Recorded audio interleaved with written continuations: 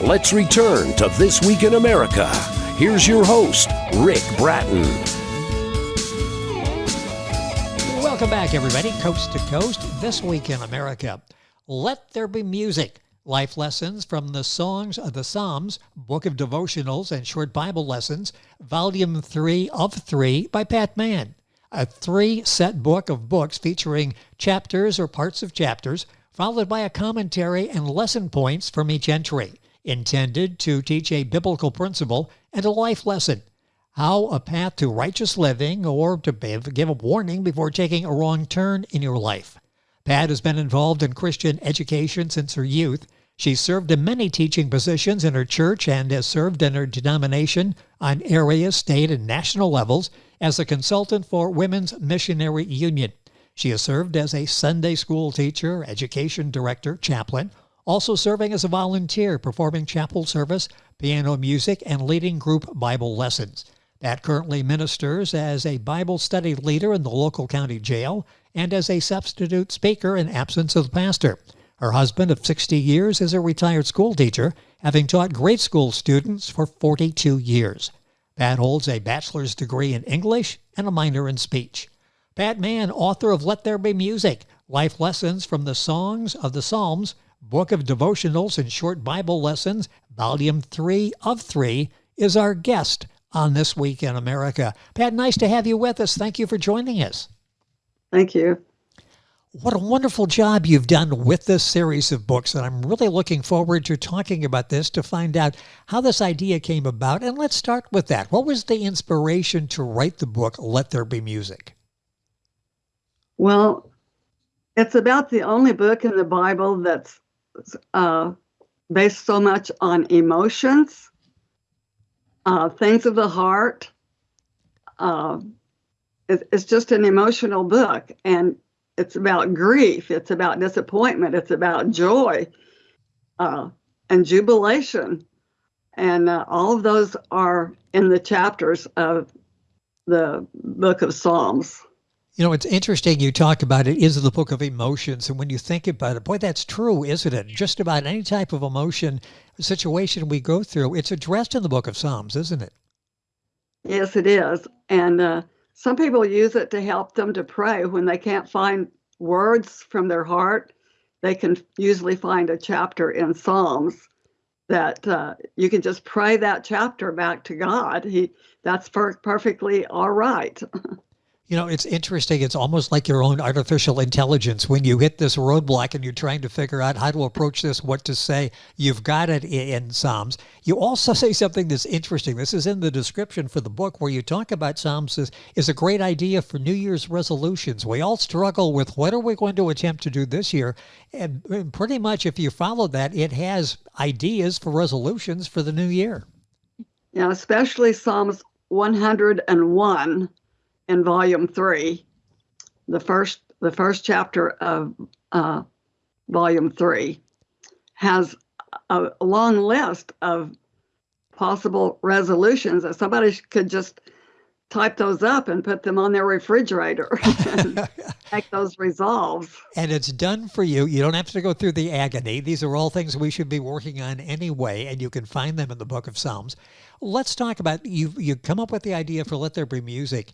Talk a little bit about what this impact had on you. When you found this book, this idea, you developed this idea, did this help you prepare Bible lessons that you teach and you read and learn from? How I use that book is for devotionals at gatherings. A lot of times a gathering will start with a devotional. I'm president of the Good Samaritan Auxiliary, and we always start our meetings by reading one of the devotionals from Let There Be Music. This really is something that addresses issues in everybody's lives. It's a great gift idea, as well as are the other books that Pat has written that we'll talk about during the course of the conversation. This is Let There Be Music, the lessons from the songs of the Psalms, Book of Devotionals and Short Bible Lessons. This is volume 3 of 3 that we're talking specifically about. The other two are available. You can go to Pat's website, PatMann, PatMann books.com. You'll find it at Amazon and a link on our website, thisweekinamerica.us. Why did you choose to write the book, Let There Be Music, in 3 volumes instead of all in one? Did it start out as an idea for 3, or did you realize you have so much material here, I'm going to do several books? Yes, the book on teacher friendly is very big. It would be hard to carry around. I wanted it to be a devotional book that would be easy to carry. And if I put all 3 of these together, it would be a pretty large book for someone to carry. So I wanted to do it in 3 volumes so that each book would be easy to handle. And they are, and each book is individual. You can buy the series of 3. You can buy them one at a time. Again, a great gift idea. Pat's website, PatMann, MANN, books.com. A link on our website, thisweekinamerica.us. Do you want to write any new lessons, articles in the future? And if so, what would you be writing about? Well, I've been teaching Bible classes at the county jail locally for 35 years. And I might like to write about some experiences I've had at the county jail. And I'm sure that would be interesting in dealing with so many people going through so many issues and being sort of that beacon there for them, giving them some hope. And I want to talk about that a little bit as we go through the interview, because that's a fascinating part of your ministry now in reaching out to people who are incarcerated in your community. Why did you decide to write a book of lessons that are teacher-friendly, referring to another of your writings called Teacher-Friendly Bible Lessons on Short Notice? How did that idea come about? Okay, I was an education director at a church, and every once in a while, somebody would call me on Sunday morning and tell me they couldn't come, wouldn't be able to teach their class that morning. And I would just have to go and find somebody, send them into the classroom and tell them to go do something, sing some songs or whatever. So I've always written my own lessons anyway. So I took all those lessons and I reformatted them to be teacher friendly. And a person can use this book to go into a classroom and follow the directions to the teacher and teach a very effective lesson on short notice with no preparation, or maybe somebody who's not experienced at teaching. And I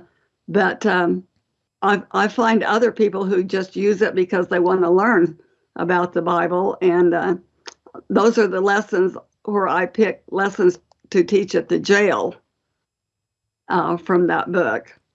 And this book is so functional. The title is Teacher-Friendly Bible Lessons on Short Notice.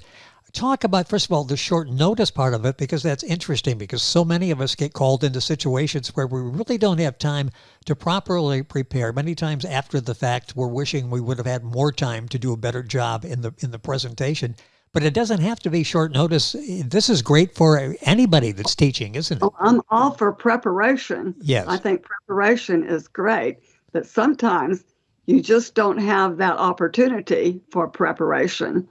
So it needs to be somebody that can just pick it up and teach a lesson from it without any spending the hours to prepare a lesson. It tells the teacher exactly what to do in bold letters. And but I'm all for preparation, like I said. But sometimes you just don't have the opportunity for that.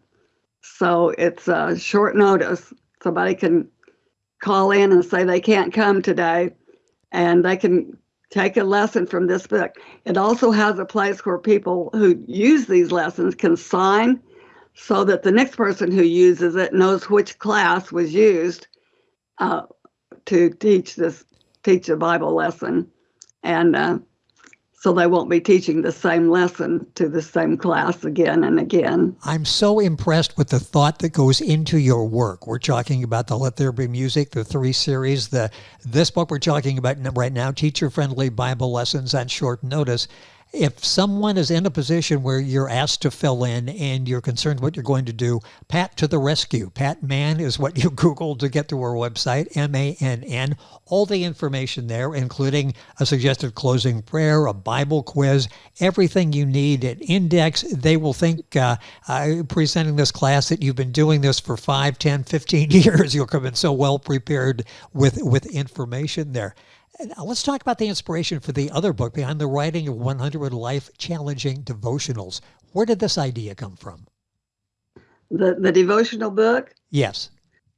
Well, what I did was to make it, like, sometimes they just need something for 10 minutes or so. Yes. If they're doing a devotional for a meeting. And I took some of the main points from teacher-friendly Bible lessons and just used one point to write a devotional about that one point. And that way it would be easy to take one of these books to, and it's not a very big book either. It's just, it has 100 devotionals in it. And anybody could use it for a short Bible lesson. Short but powerful. You've got a lot in the book. The book is 100 Life-Challenging Devotionals. Once again, Pat Mann, M-A-N-N, her website, patmannbooks.com. What I like about this is you don't have to sit and read it cover to cover. You can pick and choose based on the titles, can't you, what you want. So if you're going through a particular point in your life where you need help in a certain area, you can find a devotional to that. It's very functional on a day-to-day basis, isn't it? Yes, it is. I've had people that have used it in their families for a family devotional. Also, a chaplain at the hospital uses it to do devotionals at the hospital. And I use it at the nursing homes also. This makes a great, I keep mentioning gift ideas with all of your works. This is a great gift idea as well. And it's a book that people will probably keep on the coffee table so they can use it, not put it up on the bookshelf and forget it, but be able to use it and refer to it on a day-to-day basis. It's a great stocking stuffer. It's a great thank you present for somebody. Of course, it's great at the holidays. 100 Life-Challenging Devotionals. You can Google it, get the information. Go to Pat's website, patmannbooks.com, and order the book there as well. I want to go back and talk another few minutes about working in the county jail. How did that get started for you? And what were your thoughts going in, and what was the reality? It has to be rewarding to see these people, rewarding to see them respond to your work with them. Yes, it's wonderful. The way it got started, the jail contacted our ministerial alliance, and they wanted us to send them. They wanted them to send a woman to teach the women. They had somebody who came to teach the men, but they didn't have anybody for women. So my boss, who was the pastor of the church, told me about that request, and somebody suggested that Pat Mann might do that. And he said, she might. And so when he said that, I thought I would try it out. And the first time I knew that's where I was supposed to be. I just knew that was meant for me.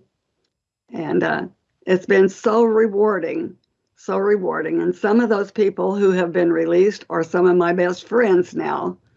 And it's just a wonderful ministry. I love it.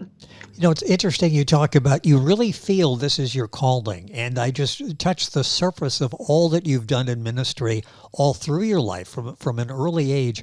Talk about that and why you're really helping people who want to be helped, aren't you?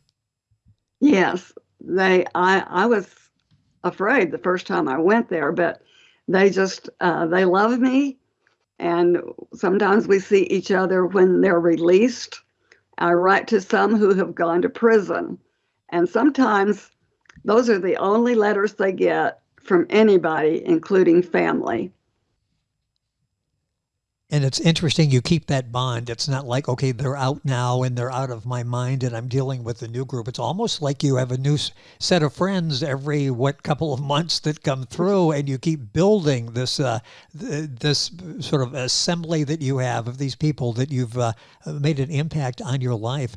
Let There Be Music. Do you use that in the jail ministry? Not a lot.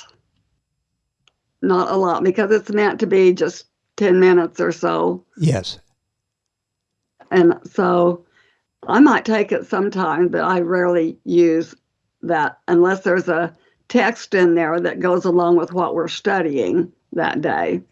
Yes. How do you like the book to be used? Let There Be Music. If somebody is listening and going, that really sounds like that would make a difference in my life, how would you like this book to be used? The Let There Be Music. Let There Be Music. Let's talk about that specifically. What's the best way, the most efficient way to use this? Well, I think family devotions are very, very good. I have a family who used that every day and went through it for their devotionals as a family. And also, like you keep saying, it's very good stocking stuffer for Christmas. Yes. They make very good gifts, and you can use them for any kind of gathering, whether it's one person or 50 people. They're useful in that way. And it is all information that's practical, it's relatable, it's usable. This is Let There Be Music, one of 3 books written by our guest on the program, Pat Mann, M-A-N-N. I say 3 books. One is a 3-part series, so basically that would be 5 books if you total up all of those. Let's talk for a little bit. We've got a few minutes left in the program. Fascinated by Psalms. A majority of the chapters there written by David. Talk about him a little bit and how inspirational he is. When you look at that and take into account his full life, everything that he encountered, he really saw and went through a lot, didn't he? Yes, and a lot of people see themselves in some of the things that happened to David. Yes. And they just find something that just feels like they're feeling right at that moment. And it's intended to be comforting and inspirational. It's a way to express great joy when you don't have the words today. So when your heart's so full, you can find a psalm that says it like, bless the Lord, oh my soul, and all that is within me. Bless his holy name. That's expresses great joy. And it's all the way through the Let There Be Music books that people have gone through all these emotions in their lives. So often we think things to be effective have to be long. They have to be somewhat maybe intricate, where you've got this big storyline and everything. This is just basic, isn't it? It just touches people, and given a few minutes every day, it can make a difference.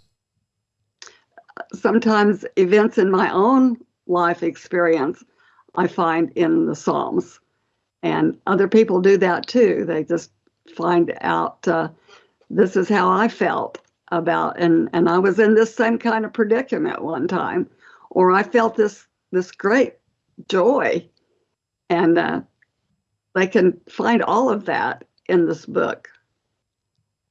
And the book is Let There Be Music, talking about specifically life lessons from the songs of the Psalms, book of devotionals and short Bible lessons, volume 3 of 3. All the books available at Pat's website, which is patmannbooks.com, and available as well by going to Amazon, and links on our website. A couple minutes left in the conversation here. You talk a lot about you can use in the book the challenging devotion, life challenging devotions. But all the books would be used for what you call closet time with the Lord. Talk about how important that is. Sometimes we get carried away in life and we don't understand that we need to set aside some time. Talk about closet time. Is that something you do? I'm sorry, talk about what? Yeah, closet time. You talk about that as personal closet time, taking the time to spend with the Lord. Just take a few minutes, and it's just you and Him. How important is just to take a few minutes and to do that? Our purpose for this 100 life-challenging devotionals, we emphasize evangelism. Maybe somebody will actually uh, come to God for salvation. And then what? It also helps them to grow as a Christian. So I've been to Jesus, I've accepted him. Now what do I do? And so they can find a lot of challenges like that in my book. And I have presented a lot of my own life experiences in that book. It's just the wonderful job that you've done with all of the books. Teacher-friendly Bible lessons on short notice that we've talked about, 100 life-challenging devotionals that we've talked about, and the Let There Be Music series, life lessons from the songs of the Psalms book, book of devotionals, short Bible lessons, volumes 1, 2, and 3.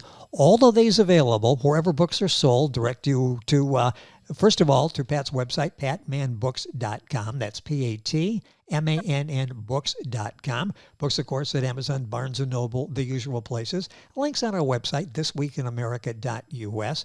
Pat, it's been a pleasure having you on the program. So many experiences in your life, and they still continue touching people in a very positive and life-altering way. Thank you for spending some time with us on the program. You're very welcome. I'm glad to do it. It was a pleasure having you with us, and I'd like to thank King Pages Press, the author's marketing consultant, for arranging our conversation. Results-oriented, making sure your work gets the attention it truly deserves. Their website, kingpagespress.com. You're listening to This Week in America. Information on our guest, Pat Mann, you'll find on her website, patmannbooks.com, and our website, thisweekinamerica.us. We're back on today's program right after these messages. This Week in America is online. You can visit our website, thisweekinamerica.us. Scott Pinkerton, associate producer of This Week in America. Jay Anderson, segment producer. Ben Watson, webmaster. Otto Bechet, director of engineering and TV production. This Week in America produced and is a trademark of Blue Funk Broadcasting, LLC. For information on all of our guests and to listen to this week's show, our website again at thisweekinamerica.us. And I'm Sean Bratton, executive producer of This Week in America.